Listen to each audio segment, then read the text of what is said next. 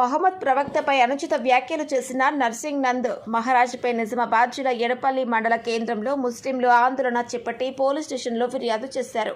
సందర్భంగా వారు మాట్లాడుతూ మహమ్మద్ ప్రవక్తపై నర్సింగ్ నంద్ అనుచిత వ్యాఖ్యలు చేయడం సరికాదని, ఇలా మత విద్వేషాలు కారణమయ్యేలా మా మతాన్ని కించపరిచేలా అనుచిత వ్యాఖ్యలు చేస్తే సహించమని,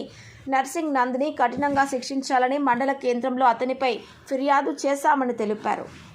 प्रोटेक्ट करने के लिए निकले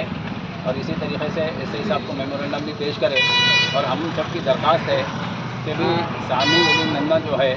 जो मुसलमानों की शान में जो मज़हब नबी करीम सल्लल्लाहु अलैहि वसल्लम को बढ़ चढ़ के बहुत सारे बुरा बोले और उसकी बहुत तकलीफ़ें हम पूरे उम्मत मुस्लिमा को। लिहाजा गुजारिश है कि उनको जो है संगीन तरीके से जो है शफात लगाकर उनको यहाँ तक कि जेल चले और जो है फांसी की सज़ा दे, ताकि आइंदा जो है हमारे नबी करीम सल्लल्लाहु अलैहि वसल्लम की शान में ऐसी कोई गुस्ताखी ना करे।